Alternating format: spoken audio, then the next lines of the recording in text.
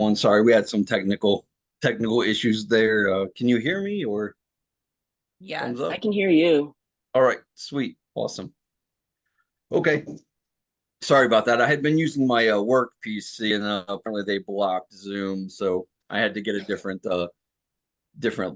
laptop going. But hey, everybody, thanks for being here. This is the third installment of the I think I can't speak for everyone here reading series, and I'm super excited to get started here. Little note on the series. It's a reading series for writers, people that I think who have written, are writing, or people I think should be writing. So even though poetry is my way of kind of languaging, um, that steals uh, or readers are free to read anything they want. Excerpts from novels, chapters, vignettes, silences, singing, poems, whatever. It's your space and your time, and it can last as long or as briefly as you like. I want to thank Jay Besemer and Nadia Arioli for agreeing to be part of this. And um, uh, yeah, and with that, we'll go ahead and get started. Basically, whether reading or not, you can turn your camera off or on or whatever. Please keep the audio off while our people are reading. If there's something I'm doing or not doing, they need to say something about. You can definitely unmute and say that, or just drop it in the chat. Um, just if you have any questions afterwards or during, you can drop it in the chat, or afterwards you can email bluejawedsnake@gmail.com. With that, I think we're about 5 minutes in, so I think we'll go ahead and get started. I think first reader is going to be Jay Besemer. Um, Poet and artist Jay Besemer is the author of numerous poetry collections, including Your Tongue is as Long as Tuesday from Knife Fork Book 2023, Men in Sleep from Meekling Press 2023, the double chapbook Wounded Buildings, Simple Machines from Another New Calligraphy 2022, and the Theories of Performance from the Lettered Streets Press 2020. He was a 2021 Lambda Literary Award finalist for transgender poetry and a finalist for the 2017 Publishing Triangle Award for trans and gender variant literature. You can find him online at www.jbesemer.net and on Twitter and Blue Sky at Divine Taylor. I came to Jay's work via his collection, Men in Sleep, which was a collection I might get this a little wrong, but it was a collection of chosen words from teaching materials from the past. And I read it at a time when I felt too in person and too awake. And it really resonated with me, and I found it restorative. And I said this in a reflection I wrote for it, but what I like about Jay's poetry is how it maps disconnections and follows them to their shared legit remoteness. And I'm super excited for you to hear Jay read. I'm going to go ahead and give Jay the spotlight here and take myself off.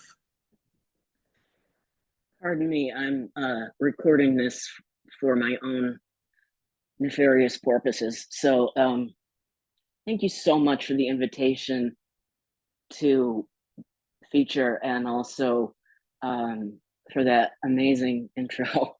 Thank you. I'm going to do something, as I have sort of enticingly, implied, that incorporates part of a new performance, a new act that I'm trying to put together. I have a theater and performance background, as well as this writing stuff, this poetry stuff. And I have been out of performance. I've been off the stage for health concerns, among other life issues. And I realized that I missed it and I needed to get back to it. And I'm still working out how. What is it? What am I doing? What can I do? What do I want to do? Let's mesh. So I am embracing what I'm calling fool practice, which is, as you see, and this performance today is stemming from that. I can say more about it at some future point in an interview or something of that sort. Just shoot me an email if you're interested in what the hell I'm talking about. But this is slightly different from the kinds of things I've done before. I'm trying to incorporate slapstick and, physical comedy and really like bring that out because that's naturally who I am. I've embraced slapstick because I have I'm autistic. I have a lot of sensory and mobility differences that have informed my choices during life. And one of the things I learned early on is that if I can turn a faceplant into a pratfall, I'm not humiliated, I'm getting laughs. So that was like one of the most instructive lessons of my entire performance life.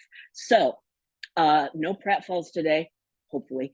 I'm not prepared for that. This is a cement floor. But I want to like get into something using brand new poems that I hope you'll love. This, I wanted to open with Tom Snarsky's on Blue Sky. Tom's been doing a bunch of posts, not recently, but sometimes he'll do these like ferret memes, poet is ferret memes. I have a sort of an affinity with ferrets. And I asked him, there was this very poetic image description that he made. And I said, hey, can I steal the first sentence of that? And he said, sure. So here goes. Tom, this is for you. Someone out of frame is blow drying a ferret. I haven't found the context for it. The frame won't fit anything. Nothing stays on the wall. The lady in the painting sits underneath her neck and looks anywhere but at me. But that's the least of my worries. True, the ferret is not the same as the one in the painting. The ferret is not the frame. A ferret by its nature has no context. Someone is always out of frame.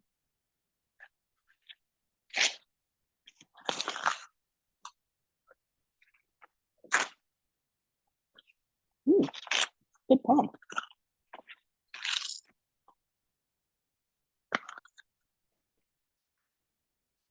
A little dry.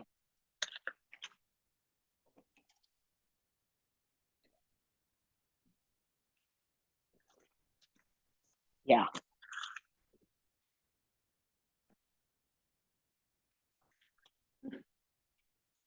Stay hydrated, folks. This one is, I normally have predictive text and autocomplete turned way the hell off because I don't need that interfering with what I'm really trying to say. But I thought sometimes, there are reasons to use it, and, memes going around, fun games on Twitter or whatever. And also maybe some poems. Some of my best friends, in fact, are predictive text. Some of my best friends are in the sun. Some of my best friends are coming out. Some of my best friends are not doing anything. Some of my best friends are still alive, and the center is a black book. Some of my best friends are you. Some of my best friends have to do the work of the woods. Some of my best friends make sure you get your money back. Some of my best friends wish I would lie down in the hole in the road where we can do it. Some of my best friends dance for a way out of the mess or to discover the new book of home. Some of my best friends are in the hall with a gray plush tank and a little guy who looks like a doctor. Some of my best friends are on the other page.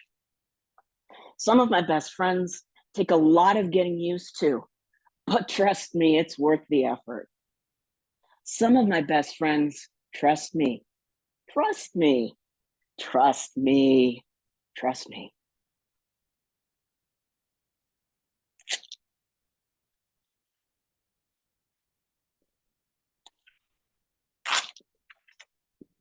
I can't rehearse this thing too much because I'm supposed to watch my carbs.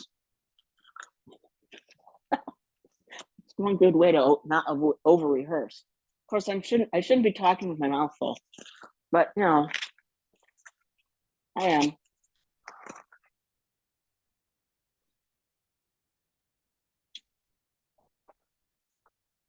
I'll ruin my supper.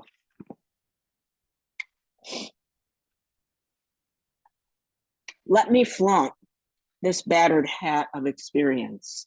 Let me turn the corner and cut down the alley and lose our tails.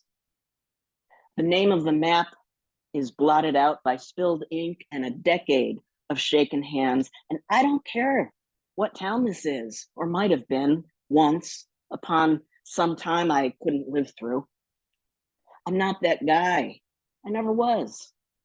But we are another story altogether. All together in the grass, where every hole has its seed and every blade its guard. Enough of the eating. I have come to give you this gemstone, to tell you some gigantic displacement of history or a tall tale told badly. I will share this water and some of these apples or poems. There is plenty to go around, and I do. I go around in circles and around the inside of my heart and even around inside yours. But that's supposed to be a secret, and now I went and told it. I went and told like a great bell in some high tower. And here you are, hearing me tell you what I have to give. But I will not tell you why.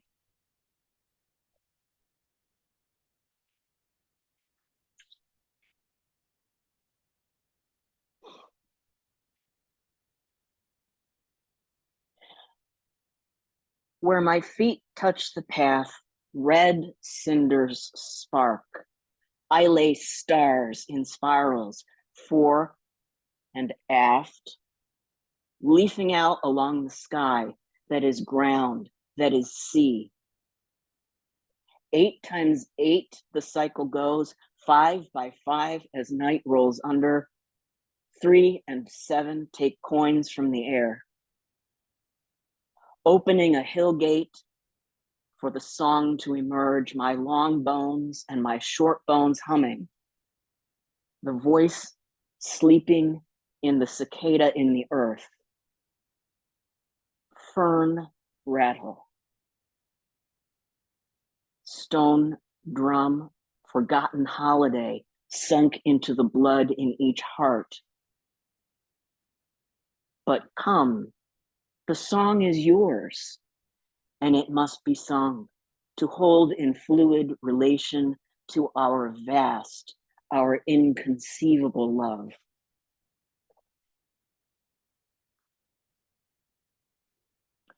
Wrapping up with this one. I was something beyond which no one could see. I made a wall that thought it was a door. And so it went, and so it went. It was said that my shape could not be imagined, but that can't be true, can it? I was the end of vision, but what is beyond sight is not beyond imagining. I was much in demand, and much disgust. I confess, I let it go to my head. To my head, neither seen nor seen beyond. But truly, it would have done the same to you. To you, if you discovered that you could stop all seeing, stop all motion over or across you. It would do to you that dirty deed of grandiosity, that bicycle pump soiled disservice. You'd have been blown into a god, no longer just a shadow. So, showbiz bow, honor bow. Thank you so much. I'm going to turn off my camera now and enjoy. Where's my camera? Oh, thank you so much, Jay. That was amazing. I think slapstick has a melancholy to it that can bring us to the surface of happiness. And I think there were many moments in there where that occurred. That was great. And thank you for being part of this. And um, yeah, that was amazing. Um, so yeah, I think we'll move on now to our next featured reader, Nadia Arioli. Um, Nadia Arioli is the co-founder and editor-in-chief of Thimble Literary Magazine. Arioli's poetry has been nominated for Best of the Net 3 times and for the Pushcart Prize and can be found in Cider Press Review, Rust and Moth, McNeese Review, Pen Review, Mom, Egg, and elsewhere. Essays have been nominated for Best of the Net and the Pushcart Prize and can be found in Hunger Mountain, Heavy Feather Review, Soft Blow, and elsewhere. Artwork has appeared in Permafrost, Kissing Dynamite, Meat for Tea, Pithead Chapel, Rogue Agent, and Poetry Northwest. Arioli's forthcoming collections are with Dancing Girl Press and Fernwood Press. I came to Nadia's work, I think, when they submitted work to Acoustic, which was an online journal that I curated for a while. Um, I think we'd probably crossed paths a couple times before that. But I definitely remember being awake at 3 a.m. on a Thursday morning. I believe it was a Thursday morning. And Nadia had posted a poem on Facebook that was kind of long and personal, and it made me sad about whales. And it just took something from me that I missed immediately and wanted to keep reading. And after that, I was in. Unfortunately, I didn't copy or paste that poem anywhere, so I don't have it. But Nadia, if you know what I'm talking about, maybe you could send me that poem. But anyway, yeah, I'm super excited for y'all to hear Nadia read. So I'm gonna take the spotlight off myself and give it to. I do know what poem you mean. I can send it to you. Okay, sweet. Yeah. But okay, so I'm gonna read some poems from my book that came out last October. It's called Be Still by Poems for K. Sage. There's this American surrealist painter that I just like became obsessed with. So I wrote 153 pages for her paintings. But I'm not gonna read 153 pages, don't worry. So this one's called On Monolith by K. Sage. This is the end of useless light. Think of the lights that are no more, the last fireflies of the year, your face when you used to talk about art.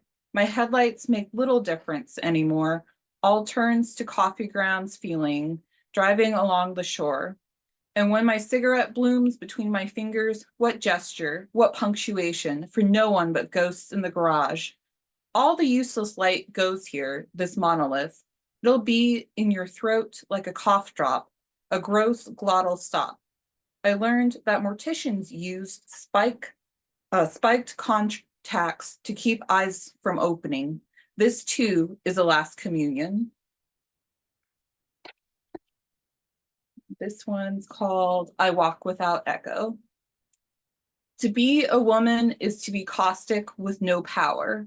to instigate but not to burn, a bellyless earthquake, a doctor's bill that goes on and on. They say we were made second, helpmate, companion, never the main story, a plot point in a chapter about blood. We go back, the feminine parts of ourselves, fetus, Maritroshka dolls. My mother said I looked like one as a baby. I thought she meant I was one. I learned in an encyclopedia I was right. My mother was in utero with ova. An ovum became half of me. I've still got most of my eggs. To be second, but half already there, and while carrying half of the next feels like a mathematical anomaly, the kind that will fill a volume. I sat holding up my dress between bent into 3 points, head, knees, one between, lips out like shellfish. I want to walk without echo. I wait on a porcelain ear. I picture it, perfectly round O's of red, such a bright color in the dark. I will it. I walk without echo. Bleed, damn you. One's called, all the titles are Case Age paintings, by the way, so that's why they're kind of like goofy. So this is the 14 Daggers. All the prosaic thin places you will visit are before you. The places where reality shifts a bit to the right like a staircase, or 14 daggers that failed to kill you. A movie theater in a foreign city where you are alone. You sit in front of the projector directly. The story bounces around your head. A laundromat, anytime, any place. Things are getting clean without you. The tobacco store where the man with thick glasses coughs a little worse each year. A gas station with maps of the Midwest for sale. The state lines look menacing. The old ship, below deck, where buckets cluster like drippy ulcers. A small place is your mouth after your first nosebleed. You saw what happened to your teeth when you smiled for the mirror. You were a teenager. When you were a teenager, you filled your palms with wet bees for the watery shutter. The 8th dagger is you. Oh, my Angelica root. Oh, my toothy abortion. I will not say what the other 6 are. I can't even see the last. Perhaps it is shaped like a gun. If a third were to see us, they would know which was you and which was I. I am the beginning. You are the middle and more like a knife. But perhaps we are in each other's houses now, switched like interpreting a dream badly. The waiting room was the thinnest place. My breasts are scalloped like fingernails. Then I'm going to read the last poem in this reading for K Sage, and then we'll move on to my next book. This is the first poem I wrote for K Sage. I saw her painting. I saw 3 Cities when I was like, 12, and then I just kind of never forgot it. I was like, oh, who is that painter anyways? And then things got out of hand and I wrote a massive book, as one does. So this is, I saw 3 cities, neither living nor dead. I saw 3 cities, all without blood. I too am bloodless, without heart or motion. John or Nike, I stand in the gray green of a storm that never comes. In one of the cities, I saw a death, a gun as lidless as I am, wrapped in a woman's stiff hand, a bullet folded through the fat of her heart, as if she too were pole and cloth. I will not tell you what I saw in the other 2 cities, not the land of the dead, but its twin. This is the place where grief goes static, not the violence, but the dissociation after, a land where no shadows move. But see how my robe or shroud is caught up in a wind that must have blown. See how I grew shoulders almost to bury my lack of head so it can sob without a mouth. Are still things really still?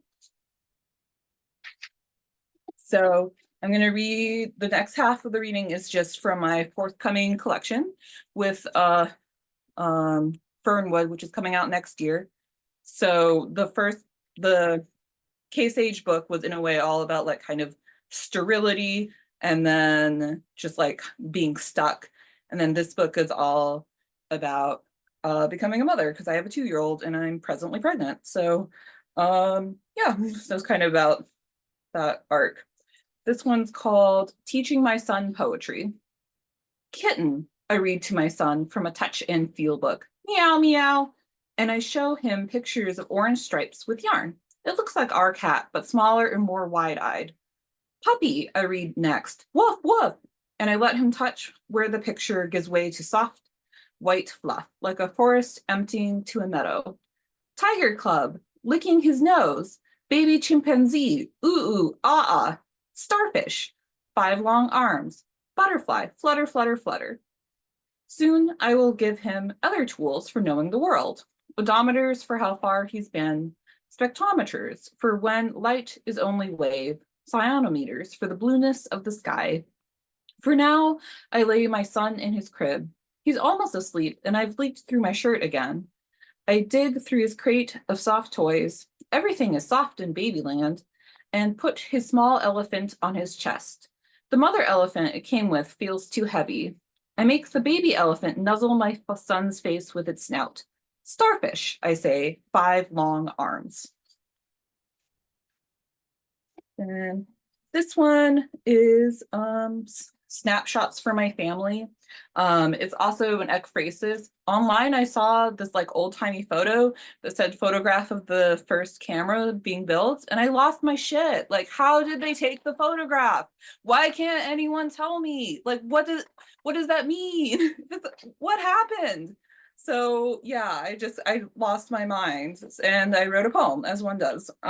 Snapshots for my family. I am all camera. I have no knowledge of my inner workings. Each contraction is a hanging, like spools of film catching wrong. The doctors decide to cut me open, springing the fat roll of you out, perfect canister of blood and organs, mine but not mine. The doctors slice a straight line, finding a brand new flap, and out you snap, all vowels a screech of light. I, camera, try to document with my drug-addled, pain-addled mind, saying, you must remember all this as it happens. The drive over for what was planned, the induced labor that almost is the death of you. On the way, we listen to Django Reinhardt. We get soggy sandwiches, turkey and avocado on whole wheat. My belly became telescopic with you, reaching for the heavens, more accurately outwards in red lines, like the first camera, a bloated box the size of God, surrounded by men in coats. One hangs on the edge of the aperture like an inverse bat. Photograph of the first camera being built, the caption says. Oh, historic occasion, oh, unity of makers. But then who or what took the photo? A time traveler? When they took your first ultrasound, the doctor saw cysts and untamed uterine growth, said conception would be difficult, but I already had. Was it mirrors displayed elaborately that allowed the camera to take a photo of itself? You are a miracle of light. Or was the photo a stage recreation? I am trying to write the story of you. Now I know it was you, life pulled from a wound, you, Sam, who saw me being made. I think I'll just skip this one. I'm going to read one short one and then an excerpt from an essay. I'm just going to check the time. I think that's okay. Yeah. Okay. Then part of my book on motherhood, one section, I talk about Grendel's mother because I think it's just interesting that he's a monster with a mother, and that doesn't really come up a lot in literature. So I wanted to write about that in a section of that book. This one's called Grendel's Mother Considers the Sea Turtles. You are fast, but frigid. You forget the sounds of sinew and these rough sibilants, shrieks and braying, fat like a full mouth. Your flippers make wet cradles in the water when wading, but without a shelter made. Inquire of my cave beneath your blue quarters, and I will teach you my tongue, the same tongue my foremothers, cleft off center as though cut by a stone, badly. I know bad breaks from before, the one I gave my belly, not a caesura like the split of sand from wave. Consider I cut him out, executing with the old sword, I hacked haphazardly, that eager was I to meet him. The chord we shared he but choked on. At his conclusion he coughed. His rage was spent in red tide, it erased his body. My name too is no more, now synonymous with the wind. Your broods were barely in your body before whelping them out like waste, tooth white for prey. Clutch, they called yours, but I did it countless times, in my womb waiting, then wending him through my maw, when his eyes emitted unending dark. Men knew my manglers, but not the gaps among them. My cave contains dust. What came of his corpse? Lot's wife. I look back. I lament, but not a fool. Monster or mother, what does it make me? Silence, I may as well say, silence and claws. Gentle giants, you are girls of Abel, turtles transporting the world. I tire of my tirade. You keep compelling on, I keep backwards. In the end, we both emptied our children to eternity. And my last little piece is this year, I wasn't focused super much on writing because I am growing a child, but I decided to write a book or an essay because it was on my mind. I'm just going to read the first little section because I'm not going to read an 8,000 word essay. This one, the name of the essay is called "So What? I'm Built Like a Teletubby, a Reckoning I Want Tattooed." The doctor tells me that the only way I could have avoided this condition was if I had managed to lose 200 pounds in under 2 years. Her hands are both palm up, and she seems to be shrugging slightly, but beneath her blue mask, I sense a frown. Her small eyes don't seem sorry or amused, just resigned. Another day, another fatty. I have trouble processing things when I'm upset. All I can hear is my blood whooshing in my ears, and I feel a little dizzy. I always feel pukish at doctor's appointments. I asked this woman I just met, but whose care I am entrusted, to please repeat herself in case she misspoke or I misunderstood. The doctor says again, a little louder and a little slower, as if my fat cells have reached my brain. Yes, we'll do the test just to make sure, but there's no doubt about it. My condition has returned because I didn't lose 200 pounds. Her voice is abrasive and has that know-it-all tone.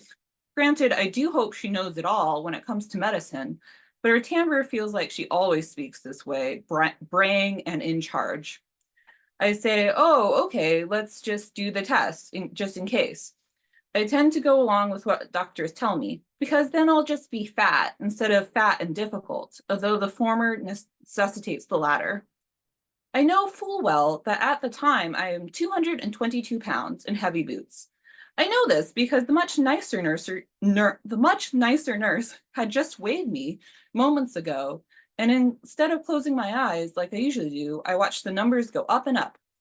What I don't know is if the doctor knows my weight or not. She holds the clear plastic clipboard with my information, but I don't think she had time to read it. She took one look at me and said, well, this person should have lost 200 pounds. And for a moment, I wish I had. That's it. Thanks for having me.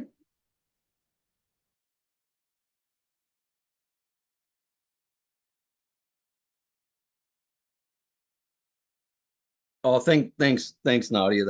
That was amazing. I to use a quote from a quote from your own poetry. I like the way that you use that your gory miracles kind of keep Revelation honest. It's odd. It's funny to me because it's always odd what writing speaks to a person because both Jay and Nadia both are I don't see a lot of similarities with the way I write and the way they write, but something about their obsessions and the things that they um speak to resonate with me, and I'm really happy that you all said yes, and that you took part in today. Um, with that, I didn't really get anybody signing up for the open mic. So if anybody still wanted to, they could unmute themselves and let me know. Beyond that, I have a poem I would read from somebody. if nobody wants to read right now. All right. Yeah, so I'm going to go ahead and read a poem from Valerie Mayer Caso, or from her book The Edinburgh Notebook. I'm a huge fan of Valerie. They had a book called Reign of the Future, um, that you should definitely look up. But in their work, Edinburgh Notebook, uh, this poem called Shadow. Um, I don't know. I think it's one of the best things I've ever uh, come across. And I'm going to try to do it justice. But again, this book is this poem is called Shadow, and it's from Edinburgh Notebook by Valerie Mayer Caso. Books from Action Books.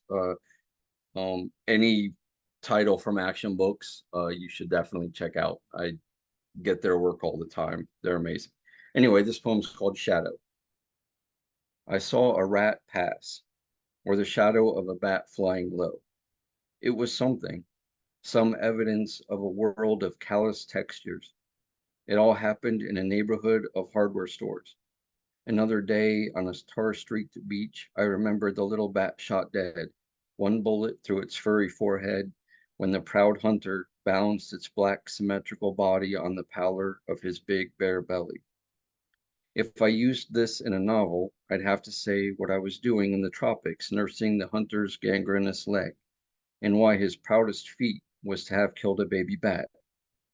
My eyes are better than theirs, he gloated. In some novels, a scrawny man with a clean forehead remembers his unbloody childhood while driving on a road through nothing but snow. He thinks his problem is a woman, whether to love her or fear her red bundle of undulant hair. Scarlet on white, the novel is hers. It all happened in the North. And there's a big hole in the South Pole where hunters, like mine, prowl for new gold. In the evening, flocks of herons can be taken for bats that no longer need the night because the grandson of an English general, my father, swears he sees them at all hours, that he outrivals the keen ear they evolved for centuries. And it's here the novel spills over, like dizzy meltwater, regrettably.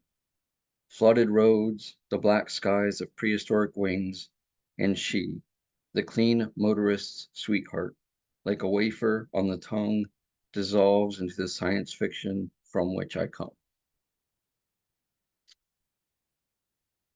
And I think with that, we'll go ahead and end this installment of the series. Thank you again to the featured readers and for everybody who came.